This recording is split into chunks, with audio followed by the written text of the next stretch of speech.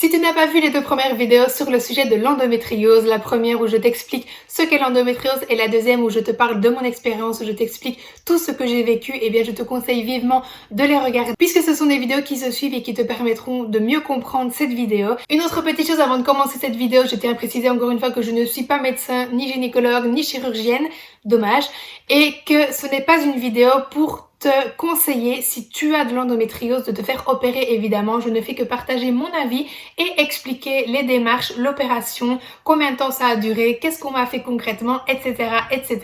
Ce qu'on m'a finalement trouvé, puisque si vous avez regardé la vidéo avant, je ne vous l'ai pas dit, et tout ce que j'ai dû faire par la suite. Je suis faite opérer en avril 2019.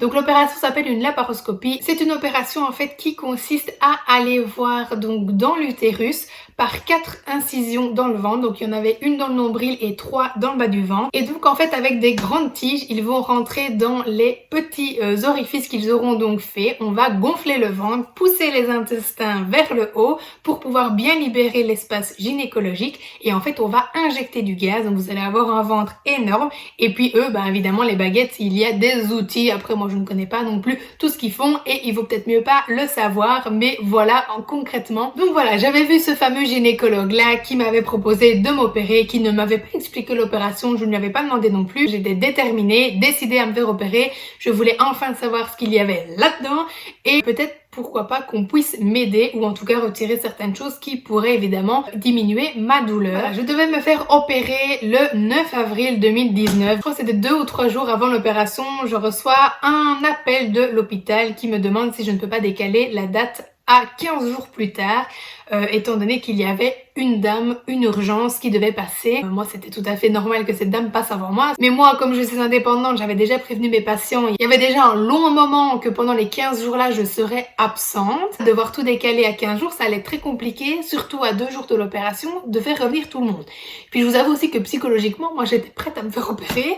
Le lendemain ou 2 jours après, je ne sais plus, enfin bon. Donc là, reporter tout de 15 jours, ça allait être compliqué pour moi. Évidemment, j'ai bien dit à la dame que s'il y avait personne d'autre qui pouvait bouger, je laisserais évidemment ma place, c'était tout à fait normal. Bref, finalement j'ai conservé ma place. Me voilà donc le soir, je me prépare la veille à mon intervention. Donc si vous n'avez jamais été opéré, vous devez en fait vous savonner avec du désinfectant. Donc c'est un liquide très rouge qui sent pas très bon et qui est dégueulasse. Mais bon voilà, il faut vraiment bien se savonner de partout et les cheveux, ça c'est une horreur. Et pareil le lendemain matin avant l'opération, vous devez de nouveau bien renettoyer votre corps. De toute façon je vous le conseille si vous ne voulez pas choper un truc là-bas. Je devais donc rentrer pour 7h au matin à l'hôpital, donc je suis allée, j'ai été faire mes papiers, etc. On m'a préparé en chambre. Là, on m'a apporté évidemment la blouse et même des bas de contention. Ouf, alors là, je vous assure, c'était un fou rire déjà pour les mettre, j'étais vraiment toute belle. Je ne savais d'ailleurs pas pourquoi je devais mettre des bas de contention, puisqu'en fait, je n'avais aucune idée de ce qu'on allait me faire, comment ou quoi. Et pour moi, c'était pas une opération finalement très lourde, hein, puisque bon, voilà, 4 petits trous, et que personne n'avait l'air de s'inquiéter, personne ne m'expliquait, donc on me dit que je dois me faire opérer donc à 9h30 puisqu'il y avait du coup cette dame en urgence qui se faisait opérer avant moi. Vers 9h, quelque chose comme ça, on vient donc me chercher en chambre. Donc là, bas de contention, robe de chambre, cul nu derrière, prête à descendre, la Charlotte sur la tête, on est vraiment très sexy. On me descend donc dans une salle avant le bloc, une salle où de nouveau on me reprépare, on reprend mes coordonnées, hein, on s'assure bien que je suis la bonne patiente, hein, qu'on n'aille pas me greffer un zizi. Je passe du lit sur la table d'opération avant de rentrer dans le bloc. C'était pas du tout comme ça pour les amygdales, ça n'avait vraiment rien à voir. Là déjà quand je suis arrivée dans cette fameuse pièce de préparation à l'opération, j'étais déjà pas paniquée, mais j'étais déjà plus impressionnée parce que les amygdales, c'était limite si c'était pas dans un KGB, il y avait 2 infirmières et l'ORL qui m'a même pas dit bonjour. Je suis allée à pied jusque dans la salle, enfin voilà, c'était vraiment rien à voir quoi. Là, on était carrément dans Grey's Anatomy. J'attends, mais on me prépare pas, on me laissait là sur un côté et puis finalement, il y a une infirmière qui vient me dire qu'en fait la dame avant moi, donc qui faisait la même opération que moi, mais elle c'était en urgence, ça se passait vraiment très mal, qu'il y avait beaucoup de complications. Et donc que malheureusement ça prenait beaucoup plus de temps que prévu et que on allait du coup me remonter en chambre et qu'on viendrait me rechercher. Évidemment pas de problème, je comprends, prenez votre temps. Je veux dire, moi déjà du coup j'étais vachement pas rassurée parce que je me disais mon Dieu et après c'est mon tour. On me remonte en chambre, donc là évidemment mon gobanou, c'est déjà fini. Bah non, bien sûr que non, en une demi-heure c'était pas possible que je sois opérée, réveillée, remontée. Enfin bon. Et donc je lui explique, il me dit oh là là, bah c'est pas du tout rassurant. Bah je m'en doute, pour moi non plus c'était pas rassurant. Il devait être 10h30 quand on est venu me rechercher. Et donc de nouveau, on me reprépare, Charlotte, etc. On me descend. Là par contre, donc, je reviens dans la salle et là par contre, on me met déjà sur la table d'opération qui est, mais dure comme du caillou, je vous assure, c'est terrible. Un coussin dur comme une pierre, c'est terrible aussi. Et en plus, vous avez les jambes un peu vers le bas. Donc déjà là, je me dis, oh là là, mon Dieu, mon dos, mon Dieu, ma nuque, mon Dieu, tout. Enfin, je me sentais vraiment très vieille à ce moment-là, c'était terrible. Je me suis dit, ouf, heureusement que je dors parce que réveiller et tenir comme ça longtemps dessus, ça ne va pas le faire. On met une grosse couverture chauffée, ça par contre j'adore, c'est vraiment cool. Et puis on me sent quand même pour pas que je tombe parce que la table elle est assez étroite. Et en fait la dame elle était toujours pas sortie du bloc, donc du coup les infirmiers n'ont pas compris pourquoi on m'avait déjà redescendu, mais bon tant pis. Là ça y est, là j'étais repréparée de nouveau. Donc on m'a rechargée sur un petit coin en fait où ils ont carrément des petits chauffages, on vous met un tuyau dans la couette, comme ça vous avez bien chaud.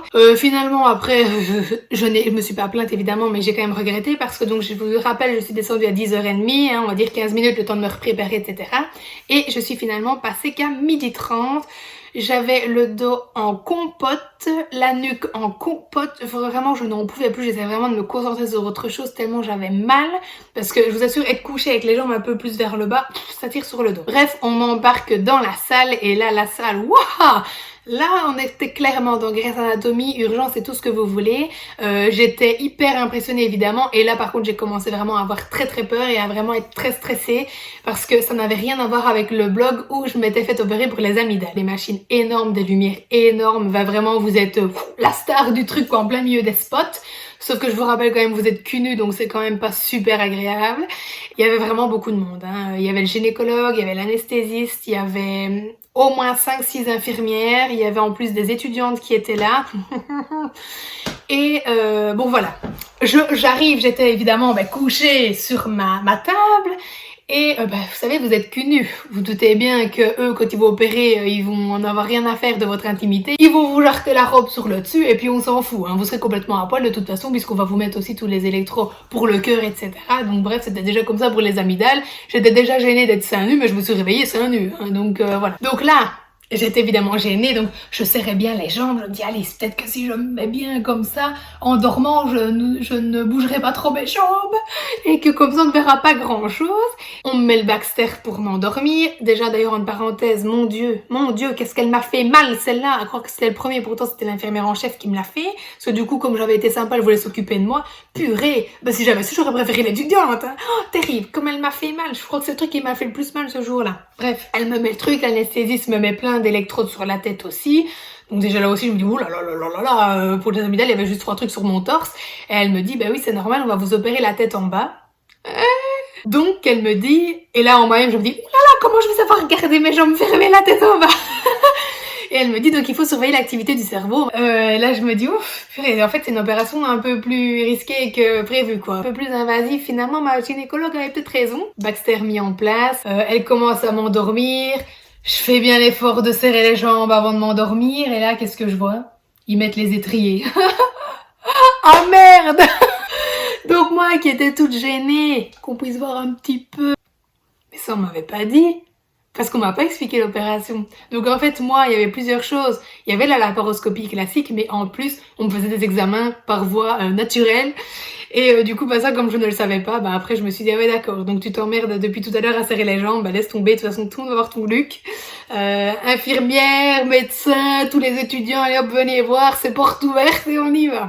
Heureusement, de toute façon, quand vous dormez, vous ne vous rendez compte de rien et vous vous réveillez évidemment très vite. Alors, le réveil, par rapport à la amygdalectomie, ça avait rien à voir du tout. Là, j'avais quand même senti que, même si j'ai eu l'impression de fermer, d'ouvrir les yeux, j'ai quand même senti que c'était beaucoup plus long que pour les amygdales. Et le réveil n'a pas du tout été le même non plus. J'étais vraiment très mal au réveil et j'ai fait un arrêt respiratoire. Donc, évidemment, j'étais consciente, mais j'étais complètement dans les choux et vraiment été très mal, j'ai vraiment eu très peur et donc là toutes les infirmières sont arrivées, je n'ouvrais pas les yeux hein, mais je sentais qu'il y avait plusieurs personnes autour de moi qui me tenaient les jambes, il y en a une qui me criait respirez, respirez, respirez, oui j'aimerais bien respirer, tu vois ça me fait plaisir de rester comme ça et puis il y en a une qui m'a branché avec un je ne sais pas quoi, elle m'a remis le masque etc, enfin bon bref finalement après j'ai repris ma respiration puis je me suis réendormie. Après il y en a une qui est revenue près de moi pour voir si ça allait, qui m'a demandé si j'avais mal quelque part. Alors là, je vous assure, j'avais mal partout. Sauf là où j'étais censée avoir mal. Hein. Mais alors, les épaules, mon Dieu, les épaules. Alors elle me dit, bah, c'est normal, hein, vous savez, on vous met la tête en bas. En fait, avec le gaz, bah, on pousse tous vos organes vers le haut, donc c'est normal. Donc j'étais du coup hyper choquée de ce qu'elle me disait, parce que si j'avais su que ça engageait tout ça l'opération, je sais pas si je m'y serais lancée ou si franchement, de l'autre côté, je me dis, bah heureusement que je ne le savais pas, sinon je l'aurais peut-être jamais faite. J'ai certainement eu le souffle coupé parce que bah, ça a certainement comprimé un peu mes poumons pendant l'opération. Et puis après, bon, vous savez, il y a quand même des gens partout à côté de vous, devant vous, en salle de réveil. Hein. Il y a des rideaux, hein, mais c'est juste pour faire joli. Et là, il y a quand même une infirmière qui arrive, elle retire la couette, donc effectivement, j'étais bien à poil. Hein. On m'avait même pas redescendu la robe sur ma... Et donc là, l'infirmière, elle arrive, elle retire la couette hein, pour regarder. En fait, si j'avais pas une hémorragie, elle me écarte les jambes pour regarder s'il y avait du sang sur le matelas, alors qu'il y avait un homme bien réveillé juste en face. Je me dis, mais enfin. Bon, évidemment, je savais pas du tout quelle heure il était. Et en fait, mon compagnon, mes parents, etc. étaient vraiment très très inquiets puisque je vous rappelle, j'étais descendue à 10h30. Je me suis fait opérer seulement à 12h30. Personne n'a tenu au courant mon compagnon qui attendait dans la chambre. Et pourtant, lui est allé plusieurs fois parce que ça commençait vraiment à faire très très long. Et en fait, j'ai surmonté, il était presque 16h. Donc du coup, je comprends qu'ils étaient très angoissés. En fait, l'opération a duré 1h30 et je suis restée 1h30 en salle de réveil, même si j'ai l'impression d'être restée 5 minutes. Après, on m'a remonté en chambre. Alors là, mort de rire parce que je remonte, évidemment, bah là, j'étais vraiment pas bien. Quoi. Je sentais que comme si j'avais une grosse cuite. Et mon compagnon me voit arriver, il me fait bah qu'est-ce que t'as bah qu'est-ce que t'as qui me dit parce que j'étais toute blanche. Je sais pas qu'est-ce que j'ai. T'es con quoi. Je viens de me faire opérer pendant 1h30, j'ai été super mal, j'ai fait un arrêt respiratoire. Je sais pas, je suis mal quoi. C'est parce qu'il avait été très stressé évidemment. Voilà la fille à côté de moi qui rentre en chambre, là je crevais de faim. Contrairement aux amygdales où je pouvais pas manger, là je pouvais, donc je crevais de faim. Et la fille à côté de moi on lui amène un super sandwich. Je lui dis oh ouais chouette un sandwich, peu importe j'avais faim. Et moi on m'amène des biscottes et du kiri. J'aime bien le kiri. Je me dis pourquoi manger des biscottes. Elle me dit ah ben vous pouvez manger que des biscottes, du kiri et du fromage blanc hein, pendant la semaine. Hein. Mais ça non plus on m'avait pas dit. Donc moi j'avais rien de prévu. En plus les biscottes comme ça avait grossi, je n'en mange plus depuis longtemps donc je n'en avais plus chez moi. Donc du coup elles m'ont donné quelques paquets de l'hôpital pour que je puisse en avoir le soir et le lendemain matin. Et en fait elle m'explique que pendant une semaine je ne peux manger que ça parce qu'en fait c'est risqué pendant ma digestion que j'aille me réouvrir. Donc je mange, on attend quand même quelques heures. Enfin quelques heures non. Parce qu'il était déjà 4h quand je suis remontée, à 6h30 dehors. Hein. Donc on attend un petit peu, elle veut absolument me forcer à aller faire pipi, j'arrivais même pas à me lever de mon lit, donc mon compagnon m'aide parce qu'elle aimait pas, et alors elle lui dit « Ah ben non, hein, moi je ne voulais pas l'aider, je voulais la laisser faire seule. » J'ai failli faire un malaise tellement j'étais faible, l'infirmière m'a quand même accompagnée aux toilettes et m'a tenue. Alors là je vous passe les détails parce que du coup, je vous rappelle, on vous a injecté plein de gaz dans le ventre. Donc, quand vous se faire pipi... La honte, je crois que toutes les chambres de l'étage ont entendu tout l'air qui s'échappait. En même temps, je n'en peux rien, mais bon, voilà. C'était très sexy. Voilà. Et donc, bref, plein de sang. Donc, évidemment, j'étais vraiment très inquiète, moi, parce que je savais pas si c'était normal. Et puis, elle me dit, ah oui, mais vous, on est allé dans les trompes, donc c'est normal, hein. Oh là, ça fait mal et puis ça saigne, hein. Moi, je savais même pas pourquoi on était allé dans mes trompes. Et en fait, c'est parce que cette fameuse intervention par voie naturelle où on m'a mis les étriers avant que je ne m'endorme, on m'a fait en fait des tests pour voir si j'étais bien fertile. Et en fait, on m'a injecté des produits dans les trompes. C'est un examen en fait qu'on fait normalement sans être endormi, qui d'ailleurs apparemment fait très mal. Donc j'étais contente qu'on me le fasse en étant endormie. C'est vrai que le gynécologue m'avait parlé qu'il me ferait ce test-là en même temps, mais comme je n'avais pas eu d'indication, je lui avais pas demandé comment ça se passait, mais je ne savais pas que c'était une autre voie, etc. Donc bref, voilà, comme on était dans les trompes, apparemment c'était normal que je saignais et que j'ai très mal. Donc déjà, c'était pas rassurant de la manière dont elle me le dit. Bref, je repars dans mon lit et puis 1 heure après, je dois me barrer de l'hôpital. Il était 6h30, j'étais la dernière à l'étage, donc c'était évidemment un hôpital 2 jours. Moi, j'étais évidemment très stressée parce que je pensais que puisque mon opération avait été décalée d'autant d'heures, j'allais rester plus longtemps, voire même passer la nuit parce que clairement, de ce que les infirmières m'ont fait comprendre, c'était une opération risquée, dangereuse et qu'il fallait vraiment faire attention. Surtout que je pouvais pas manger ce que je voulais, je devais garder les bas de contention, mais ça on m'avait même pas dit à la base. Les infirmières entre elles, en fait, elles se contredisaient tout le temps. Il y en a une qui me disait c'est rien, vous pouvez manger ça, et puis l'autre non, t'es folle, tu te rends pas compte, tu vois pas l'opération qu'elle a eue, c'est trop dangereux. Enfin bref, mais ça a été comme ça tout le temps, elles se contredisaient non-stop. Bref, ça ne mettait vraiment pas en confiance, hein, je vous assure. Et puis bon, voilà, en voilà une qui vient et qui me dit retirez tout, rhabillez-vous, vous pouvez repartir. Donc du coup, moi j'enlève ma blouse, j'allais enlever mes bas de contention. Puis je dis à mon compagnon, j'écoute, va quand même leur demander les bas de contention si je dois les enlever, parce que je dis, je sais pas, j'ai quand même un doute, va leur demander. Ah non, surtout pas, qu'elle me dit, il faut les garder au moins la semaine, hein. Tant que vous ne marchez pas correctement, faut les garder, hein, vous risquez de faire une thrombose. Purée, super rassurant. Heureusement que je pense à aller demander. Et en fait aussi, je n'ai pas vu le gynécologue parce que comme il avait pris beaucoup de retard, il opérait toujours au moment où moi je devais repartir. Donc du coup, il allait m'appeler plus tard pour me donner évidemment des nouvelles. Finalement, c'est une assistante à lui qui est venue, qui m'a un petit peu expliqué ce qu'il y avait et qui m'a dit qu'en gros, on n'avait rien vu. Alors je me dis purée, c'est une blague. Donc je viens de me faire opérer et tout ça et on me dit qu'il n'y a rien. Je pars, donc elle lui dit bah, allez chercher une chaise roulante, faites vite avant qu'elle ne tombe dans les pommes dans l'hôpital. Genre si elle tombe après c'est pas grave, c'est plus notre problème. Ça a été assez compliqué les premiers jours parce que j'avais vraiment très mal dans les épaules. C'était vraiment ça qui était très dur. Évidemment on marche comme une petite vieille parce qu'on est toutes tendues, on a mal de partout, les jambes sont en coton, ça tire un peu au niveau du ventre, mais ça fait vraiment pas ça qui fait le plus mal, c'est vraiment les épaules. Une fois que ça passe après, ça va quoi. Franchement, j'ai beaucoup plus dégusté avec les amygdales que pour cette opération-là. Et donc bref, ce soir-là, évidemment, je touche pas au pansement. Le lendemain, je me dis, je touche pas non plus, on verra après. Le lendemain, j'ai quand même l'hôpital qui m'a appelé pour me demander si tout s'était bien passé, s'il n'y avait pas eu de complications pendant la nuit. Du coup, j'en profite pour lui demander parce que pareil, on ne m'a rien dit au niveau des pansements, etc. Si je devais les changer, si je devais désinfecter, si je devais les laisser, si je pouvais me laver, pas me laver. Donc là, elle me dit, oui, vous pouvez vous prendre une douche, mais pas de savon sur les cicatrices. Vous retirez tout, vous désinfectez, vous rechangez. Bon bah ok, mais moi du coup j'avais pas de pansement non plus parce que tout ça ne me l'a pas dit. Donc bah je fais ce qu'elle me dit. Le soir, je me dis allez je vais me laver, je retire tout, donc je retire mes 4 pansements, je ne regarde pas, puis je vois qu'il y avait encore des petits trucs blancs dessus, donc bon, bah, je retire les trucs blancs mais je ne regardais pas. Et donc moi j'étais sûre qu'en dessous il y avait des fils, et en fait il n'y avait pas de fils. Donc vous savez, c'est les petits stips, je crois que ça s'appelait comme ça. Donc moi je retire tout, j'avais pas vu. Et là je vois ça commence à saigner et je vois qu'il y en a une qui s'ouvre. Oh, tout de suite je me suis recrapotée là pour que tout se recolle bien. Et du coup ben, j'étais hyper mal parce que moi on m'a dit retire tout. Mais on m'a jamais dit, attention, les petits trucs, vous les retirez, vous les laissez, vous n'avez pas de fil. Du coup, j'étais évidemment hyper mal à l'aise, j'ai essayé de remettre ça comme je pouvais. Et puis j'ai remis les pansements, puis après je suis restée assise toute la soirée, j'avais trop peur d'évidemment de bouger, que ça éclate. Dans le lit, c'était pareil, j'essayais de pas trop bouger. Et bon, finalement, voilà, ça s'est bien refermé sans problème. Mais maintenant, j'ai quand même une cicatrice qui est un petit peu plus boursouflée, comme ça, parce qu'à mon avis, ça s'est mal refait. Enfin bon, bref. Heureusement, c'est des petites cicatrices, ça ne se voit pas trop. Et d'ailleurs, que je vous parle du lit, je viens de repenser encore à un autre truc quand même pas très agréable. C'est que au début, comme vous avez encore beaucoup de gaz dans le ventre, et bien chaque fois que vous vous retournez dans le lit, vous avez plein de bulles comme ça donne envie de vomir, c'est terrible quoi. Mais bon voilà, il faut une bonne grosse semaine. Enfin moi il a fallu une bonne grosse semaine pour que tout le gaz s'évacue et j'ai pas pété toute la semaine, hein, je vous rassure. Ça part, je sais pas comment mais ça part. L'opération en tant que telle est assez impressionnante quand même. Le réveil a été compliqué, les douleurs dans les épaules et un peu partout c'était aussi compliqué, mais en soi, les cicatrices, etc., ça ne fait pas mal, ça tire, c'est tout. J'ai pris 15 jours d'arrêt pour cette opération-là. C'est ce qu'on m'avait dit. Et puis comme je suis indépendante, je prends toujours le minimum de ce qu'on me donne. Mais c'est clair que si j'avais une semaine en plus, ça m'aurait pas déplu quand même. Je n'ai revu que mon gynécologue seulement que 15 jours plus tard. Et du coup, je vous avais dit que son assistante m'avait dit que concrètement, il n'y avait rien eu. Et en fait, lui, si, effectivement, il y avait bien des choses. Donc du coup, j'ai pas trop compris ce qu'elle m'a raconté. Donc en fait, concrètement, j'avais des adhérences, évidemment, dans l'utérus, ainsi que des nodules. Et j'avais également des adhérences plein les intestins et plein le côlon. Ce qui explique en fait les douleurs très intenses que je pouvais ressentir.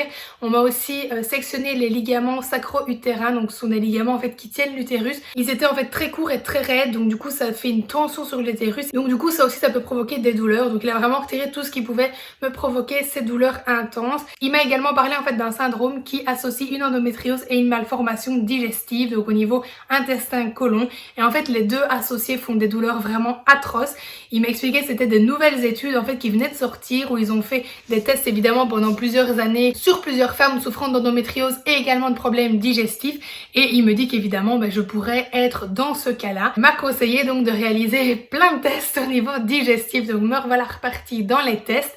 Et donc concrètement, ceci explique aussi pourquoi le Spasfon était le seul antidouleur qui m'aidait un peu, puisque cet antidouleur est actif sur le système gynécologique et digestif. Donc bref, finalement je suis repartie dans plein d'examens, mais je vous assure monstrueux au niveau digestif. Je suis tombée sur une gastro-entérologue Voilà, bref, je ne vais pas vous parler de caca dans toute cette vidéo. Si jamais ça vous intéresse quand même que je vous fasse une story time sur ces super examens, eh bien dites-le moi dans les commentaires. Mais sinon, voilà, j'ai encore passé de super moments avec tous ces examens. Voilà donc pour cette vidéo, j'espère que ça aura répondu à vos questions si jamais vous vous posez des questions sur cette opération. Si vous avez vécu vous aussi cette opération et qu'il vous est arrivé 2-3 petits trucs, mais n'hésitez pas à me les mettre dans les commentaires, je serais ravie d'aller les lire. Encore une fois, je ne vous encourage pas à vous faire opérer si vous avez de l'endométriose, je voulais juste vous partager mon expérience. Si jamais vous vous posez des questions, ce n'est absolument pas pour vous faire peur, puisque je vous dis finalement l'opération, à part tous ces petits aléas là, c'était pas vraiment une opération extrêmement douloureuse, c'était plus